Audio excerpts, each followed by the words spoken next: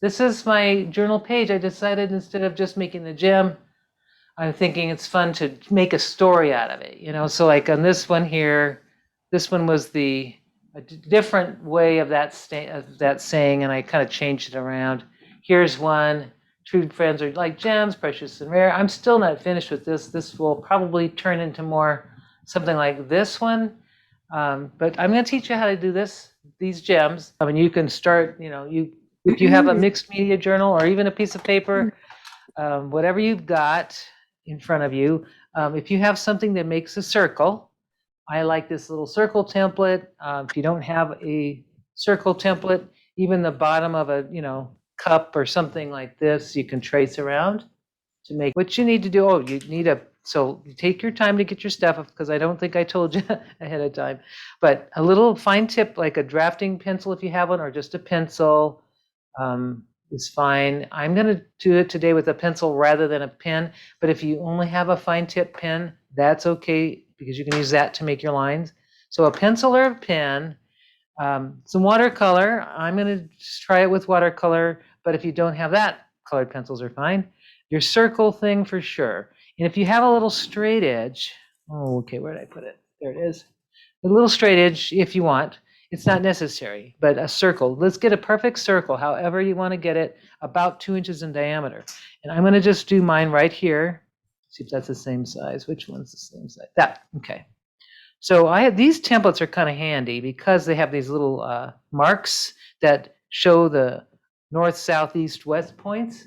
And that's kind of nice if you have that. If you have one of these, that's great. These are nice to have. They're just good to have all around anyway. So take a graphite pen, very small, or a fine tip marker, and just make a circle, trace a circle out with your pencil. And I'm going to make a little mark right where those little marks show my north, south, east, northwest, south, and east. But if you don't have that, what you should do is take a straight edge and just mark your north and south, and east and west. And if you want to, you can also, to make it a little easier, you can just I'm just going to do this so you get the idea here. Okay, so let's say I didn't have those marks. I will divide it into 4 sections like a pie. Looks like an aspirin now. This is just a way for you to guide you in what you're going to do next. So this is the fun thing about this gem. So you create a circle first, and then your 4 intersections. However you do that, if you have you want to find the center, you just mark it with your eye, dot with your eye, but you want to do a cross right in the middle of the center, right in the center. However you do that, sometimes just taking a ruler, this is a 2-inch in diameter, so at 1 inch I'll make a dot. Same thing, 1 inch, basically you want to make that X, but very light. Use very light pencil. Don't go too dark. Now the next thing, this gem is so much fun. Next thing is make a dot right in the center of your pie. You have 4 pieces of pie here, and you want to make a dot just with your pencil right in the center of that pie. And using your eye is good. If you want to measure, you could, but I don't know. I had a harder time. I just had an easier time making the dots. I hope you can see that. I'll make them dark enough. Just make those dots right in the center of your pie, of each slices of pie. You got 4, or your pizza, however you want to look at that. So we're going to make that. And now we're going to make lines. If you want to make using a ruler or just use your pen, I'll show you with just the pen or the pencil. So I'm going to make a square. Basically, with those dots, I'm going to connect those dots, and they're going to become a square. So I'm just going to connect this, and these will be connected. And the lines don't have to be perfectly straight. If they're a little sort of curvy slightly, that's okay. It's still going to look cool. So you've got your square inside your circle, exactly in the center, right? And you can see I started this square. You've got these 4 points here. You've got these 4 little squares. It's very geometric, this whole thing. The next thing is you're going to do is you're going to make a dot about the same distance. So I'm going to make a dot here, here. I'm just kind of visualizing, making dots right on the outside of these circles. You can see what I just did. And now I'm going to connect those lines. So I'm going to take my pencil and I'm going to go straight across, connecting the dots that I just made. And what I have is another square that is at an angle. Okay, so now I have the square, the second square. And now what you do is you take your every point now. See, these points have a nice line that I made. Those points have a line. And if you didn't have a line, you would make a straight line going from the first point, a straight line going from the second point, a line going from the third point, straight line going from the fourth, from the fifth, just a straight line on all these, this one here, if that wasn't already made, and there. So now you're seeing this gem kind of shape coming together. This is one type of gem right here. It's almost there. The next thing to make the facets is you're going to take a dot in between these two lines. You see these two lines? In between each of these, I'm going to just make a little dot just to kind of make an anchor of where I need to go. Making little dots on just right in between these where I had just done the lines. Okay. And now I'm going to take a line going from the intersection of that dot. See this little place here? I'm just going to make a line. Well, I'm not going to make a line. I almost forgot. What I'm doing, okay, I'm not doing that. Just forward. Let's say go backwards a little. So where I just made these dots, I have this dot here, right at the top of this little dot. I'm going to connect this. And I'm making kind of a V, an upside down V. I'm connecting dots. All I'm doing is connecting dots. I'm going to bring this line to this line, connecting the dots. And I'm just going to do this all the way around my gem. You can see what I've got, these little sort of V's going. So I'm just making these little lines connecting. Oops, curvy. If you can do this with a pen too, which would make a more, it would be more pronounced. I'm trying it. These were with pens, these here, with a pen, so you can see that it's all right with the pen, but I'm trying it this time with a pencil just to see what happens. And sometimes it's just nice to make your lines with pencil first, and then you can ink them in. So I've made these lines, and I'm hoping that you were able to follow this now. And of course, we can always go over again, but I'm going to just ink. There's some lines I don't want to draw with my ink. I'm going to just erase those, get those out of my way real quick. This this section in here, right here in the middle, I don't want that. This first X that was in the middle, I don't want those in there. So I'm going to, get a little eraser, and I'm just going to erase those. If I had just marked it with or done my markings, I wouldn't want these inked in. So I'm just going to erase these only, and that's this part. Actually, I'm going to erase this line too. These little. There we are. Okay. So what I'm going to do is I'm going to ink it in, and starting from the center, going outwards with my ink. So I'm going to do this, and this is where it kind of becomes, and this could be just a diamond without color if you want it to be. So I'm going to go ahead and start with this line here. Just gently, just go out straight. And I'm just going to follow the inner line first. And this is going to kind of make it look more faceted by just naturally doing that. Going to color that, or just follow this line. And the better, what works is little short segments to connect. It works better when you're doing that so that you're not having to worry about a long line to connect. I'm just doing the inner lines first. I'm trying to keep them connected. I'm just gonna go this way, and I got a little wiggly there, but hey, because of these rings on the side cause that to happen. But if you're working on a tile or something, then it won't happen at all. So this looks a little odd to me, and I don't know why, but it's all right. It is what it is. So next step is to take the next lines and just kind of make these little small triangles on the outside. Connect those. I'm not going to use the little crisscross line in the middle there. These are a little more challenging than the smooth ones, but I think it's nice. It's a nice exercise. Actually, here we go. I'm just going to take this and go all the way out.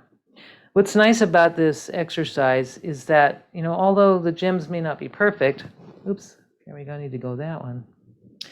They might not be perfect in looks. There we go. So we want to make that outline like that. However you do it. You could have probably just done your square, your first square, and then your second square. And that would probably look a little better than how I just did it. And now you're going to do your points from the top, noon. We'll go to 3 o'clock, 6 o'clock, 8 o'clock. No, whatever that is.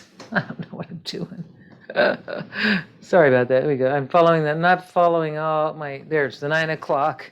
And then you take those lines that are also at 11 and 1 o'clock, all those. Just bring these outward lines to the outside, all of those.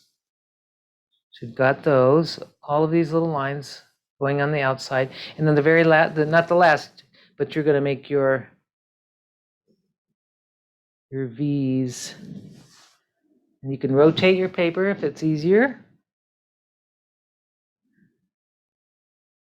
Now, if I just done it with a pencil, I think with the watercolor, I could erase some of it. But watercolor will, if you're coloring over it, of course, it's harder to erase the pencil line. But yeah, it's something this is a fun challenge for shading and for just creating short lines. It's really a good exercise. And it's really fun when they're finished, especially when you doodle over them afterwards. Like the gems that I saw, oh my gosh, thank you for sharing those beautiful gems that you made last week. They're beautiful. So we're just going to go and ink in all these little lines. If you have a ballpoint pen or a colored pencil, I think it'd be fun with watercolor pencils, because a watercolor pencil, once you get it with the water, dissolves, which is neat. So now I've got the gem shape. And I found out that what works easier when you're making a circle, because to try to draw a circle freehand is crazy, and to try to get the lines connected without going everywhere, I found that if I take it segment by segment, and I'm going to take my journal here, and I'm just going to go segment by segment. And I'm going to start right here, and I'm just going to go just from here as far as my hand will do it, and then I'll stop, and I'll reconnect to the next segment. And this will actually get you a nice circle, more consistent than if you're just trying to go in one sweep. So I'm just doing little segments to get that nice circle shape.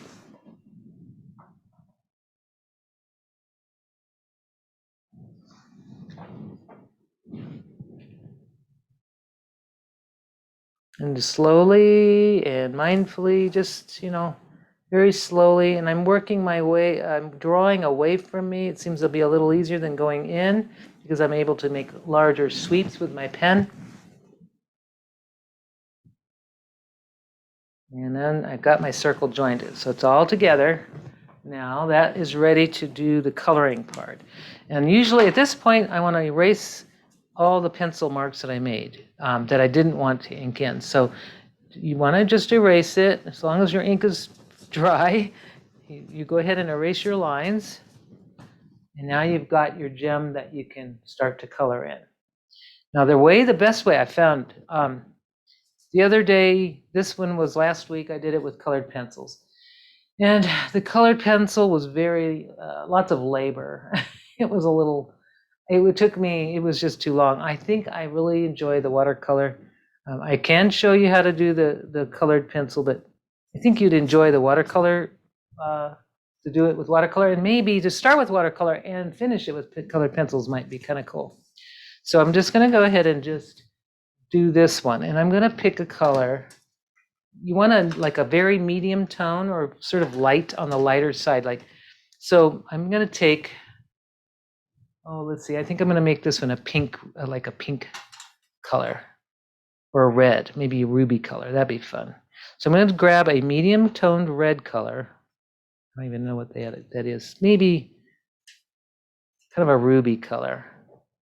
And you want it to, your colors to be, let's see, maybe this one would look better.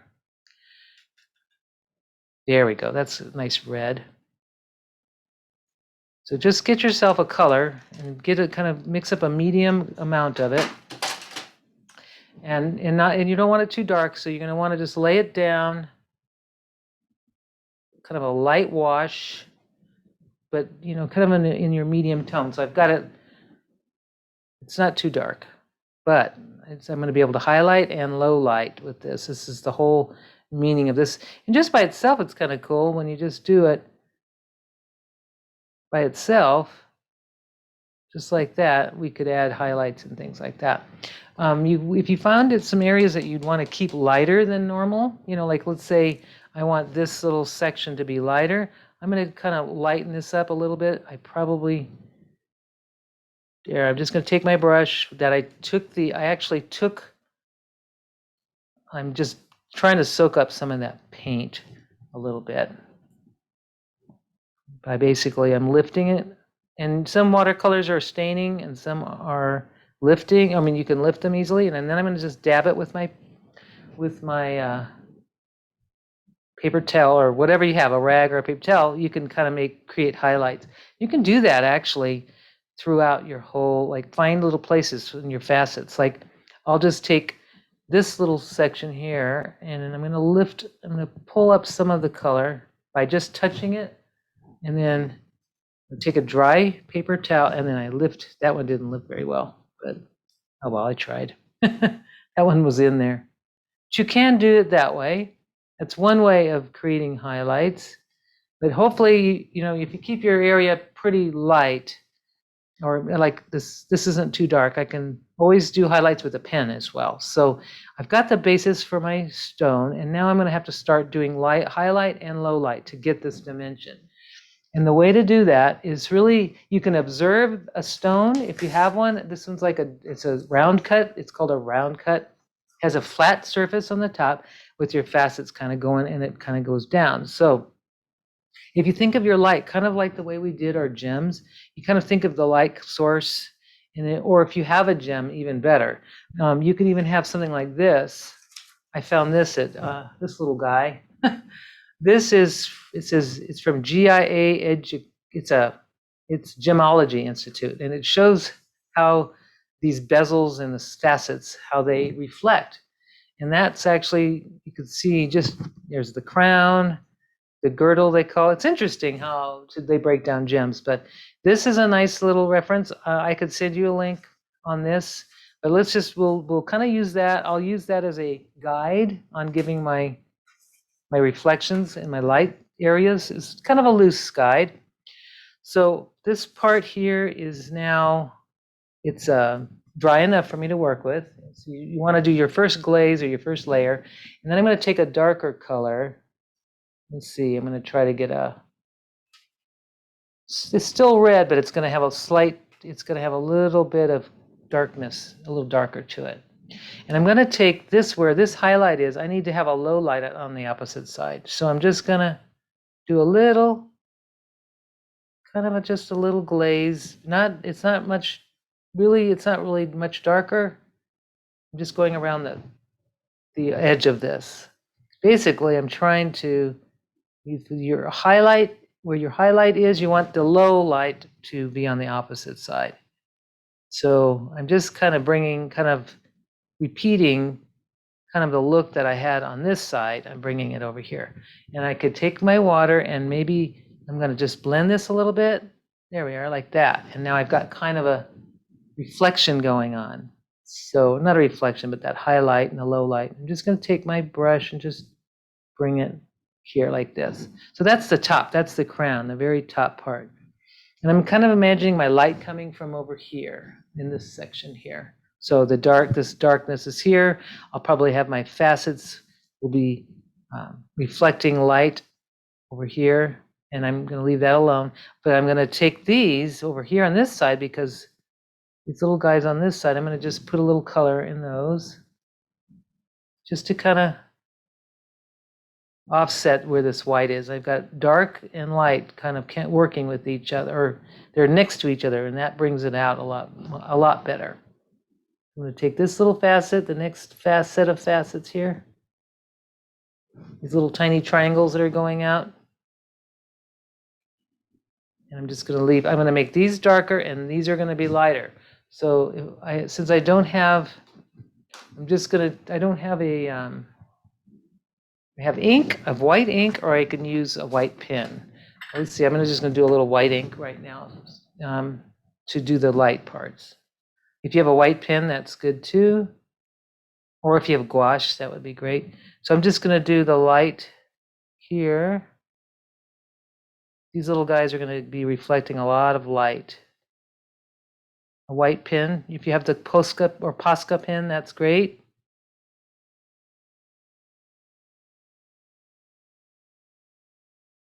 Okay, so now I've got the light, and then I'm going to put some of that light of my ink also on this part, because it needs a little more light here, I think, in this part.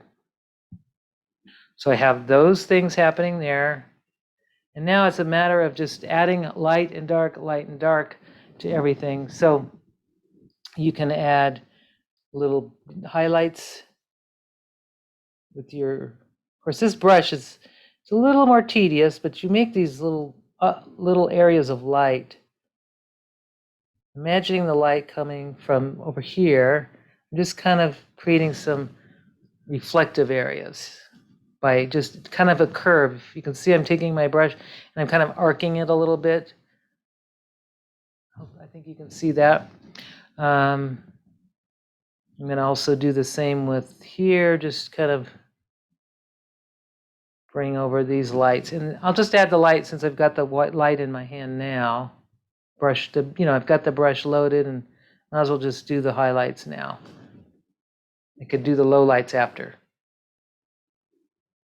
And then I've got little areas here that I want to. I'm going to bring some light here. Oops, and if you cover up your pencil like you do, or a pen, you can always go back. So let's just make some lights. I've got it really thick here. And really to loosen, maybe just loosen, not too concerned, just making those light and darks highlighted areas, but let's not be too, make too much labor out of it. But if you follow how I'm making the lights, oops, you can always dab it up. I have way too much water on my brush. Okay, here we go. A pen is also, like I said, if you have your little pen, white or highlighting pen, that would work too. So I'm just gonna do this and just kind of create some lights. And now I'm going to also create dark after this is done. And I'm not going to have them touch each other, so that's okay.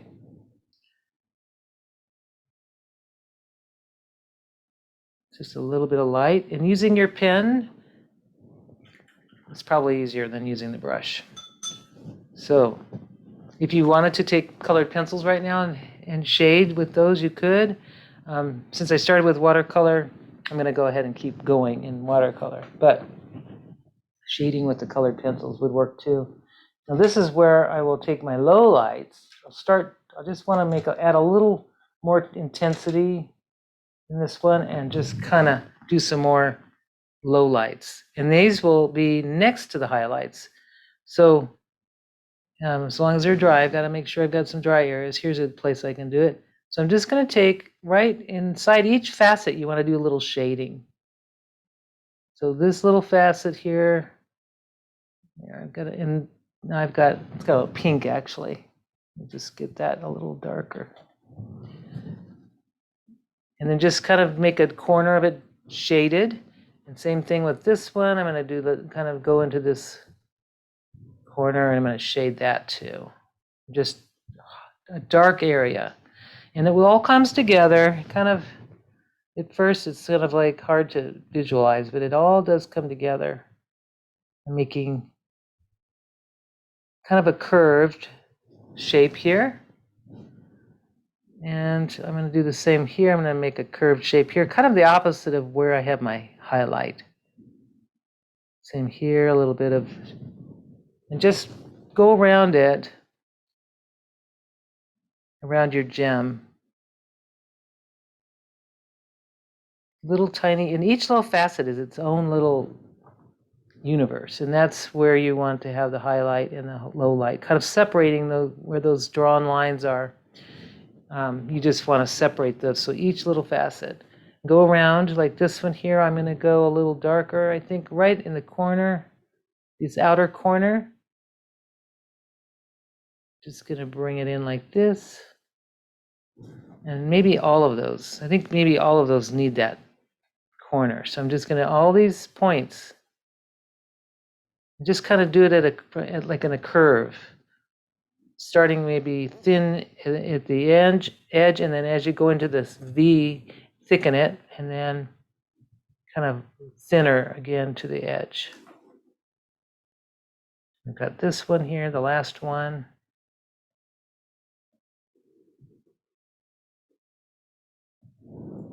So then you just start to take your little lines, maybe do some, between these little lines, do some shading with that sort of darker tone. And then you'll just know when it's kind of done, and really they look much better when you start to doodle around them anyway. So I'm just going to take this and go a little darker again, right in this spot, just to give it a little more contrast. Going in layers and slowly in layers will be your best way, and just keep adding low lights and highlights until you get that dimension you're looking for. Especially if you have a live sample of a gem, or if you have a beautiful diamond, take a really close look at it. A white diamond would be beautiful or easy because then you can see, or if you just have a little gem, one of those faceted gems in your crafty collection, a flat back gem, those all will give you those light, dark places that you need to find. I'm just going to go around the whole thing a little bit, just to kind of, since these facets are kind of, since it is a rounded gem, I'm going to just take these and darken them a little bit more right in this area. I'm going to leave this the lighter part. And you can always just keep working and lay in different layers. Yes, this is better to just take this outer part and kind of bring that down a little bit so that it looks more rounded. And each one of your gems will look completely different. So now see, it kind of looks a little more dimensional or rounded, I'm hoping.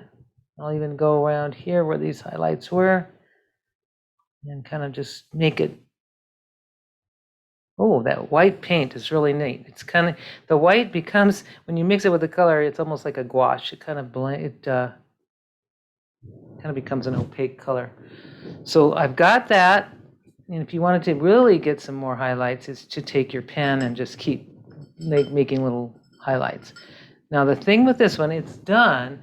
Then you start to make your doodles around it, and that's where it becomes special, when it really starts to pop. So you've got, oops, this one rolled over. So we've got some gems here, and each one I'm finding is different just by the nature of just drawing it, but they still work, you know. So this one I tried to do like a starburst thing in the inside, and I don't really think that worked. So that's why I think it looks better just leaving the flat, just coloring in the flat areas, giving it a nice reflection on the top. Without the pen mark, it would look more gem-like, but we're doodling, so why not have a pen mark? So I'm going to keep this here, and if you wanted to just draw around it, draw your bezel around your gem. Just go around, like I make a circle. It's kind of in the same, if it's not easy, but I try to get them in the same amount, the same distance from the outside circle. If you had a template that was bigger, it might be easier to even go with a large circle template. But it doesn't look, if I just kind of go lightly with a pencil, and then I can be more secure in drawing the line. Once the pencil line is laid down, the pen, it's easier to draw with the pen. This is going to make a nice little, like a little bezel to encase your gem. I'm going to move these out of the way. You can, I think doing that layer of watercolor though is going to help. The first layer, and if you choose to use colored pencils like what we did with the gems last week, or then you could do that. But the watercolor just makes quicker work of it, I think. With the colored pencils, you have to blend and blend and blend. So you could see I made this one, and I could see that this little outside needs to be adjusted. But using your pencil is really a nice way to do this. And then go ahead and make a line. I still have some white that's liquidy, so I don't want to touch that inside. But just start your line and just connect it, whatever makes you comfortable. But for me, I can never, unless I had some kind of table that rotates, which might be kind of fun to try. It's really not easy to get this circle nice and circular unless you just start slowly and then kind of connect them like this. And I don't want to touch that. That's so much of that white is showing there. And just start to make your jewel, your bezel. Now you can go simple or more crazy on your bezel or your design on the outside. But the more you do on the outside, the more decorative it is, the more detailed it is. It really, and with the shading that we did last week, which I'm happy to go over again, it really will make a difference in your final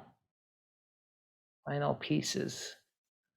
So I've got that one circled, and then I can make a little round, like where my little points are here. I can make little circles, kind of like little beads on all of these four sides. It'd be fun to make a ring or something, I think. I'm going to make those little circles on these points here.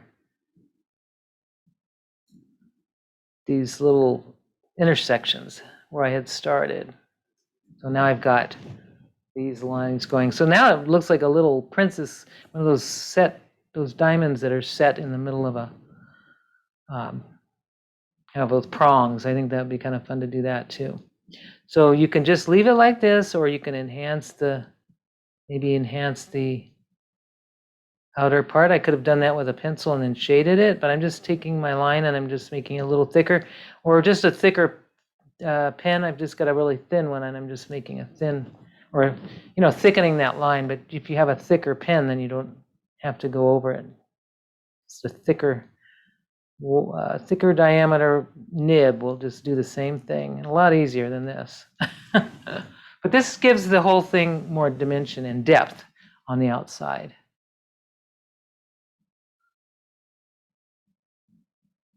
Go all the way around.